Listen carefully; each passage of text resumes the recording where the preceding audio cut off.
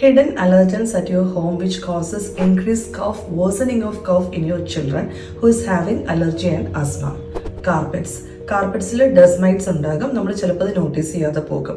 നമ്മൾ ഈർപ്പം നിൽക്കുന്ന വാളുകൾ, ചില വാളുകളൊക്കെ നമുക്ക് കറുത്ത ഫംഗസ് ഒക്കെ ആയിട്ട് ഇരിക്കുന്നത് കാണാം, ആ വാളുകൾ. പിന്നെ നമ്മൾ വീടുകളിൽ കത്തിക്കുന്ന അഗർബത്തീസ്, നമ്മൾ സാമ്പ്രാണിത്തിരി കത്തിക്കുന്നത്, കൊതുക് തിരി കത്തിക്കുന്നത്, കൂടാതെ തന്നെ നമ്മൾ മൊസ്കിറ്റോ റിപ്പല്ലന്റ് സൊല്യൂഷൻസ് വെക്കുന്നത്, നല്ല ഇൻറ്റൻസ് ആയിട്ട് വെക്കുന്നത്, ടാൽക്കം പൗഡർ, പെർഫ്യൂംസ്, ഭയങ്കര ഹാഷ് ആയിട്ടുള്ള പെർഫ്യൂംസ് യൂസ് ചെയ്യുന്നത്. ചില കുട്ടികൾക്ക് നമ്മൾ സോഫ്റ്റ് ടോയ്സ് വെച്ച് കുഞ്ഞുങ്ങൾ അവരുടെ കൂട്ടത്തിൽ കിടന്ന് ഉറങ്ങുന്നുണ്ടാവും. അപ്പോൾ ആ സോഫ്റ്റ് ടോയ്സിൽ നമ്മൾ എന്തുമാത്രം പൊടി അടിയുന്നു എന്ന് നമ്മൾ കാണുന്നില്ല. നല്ല ഫെറുള്ള ടോയ്സ്.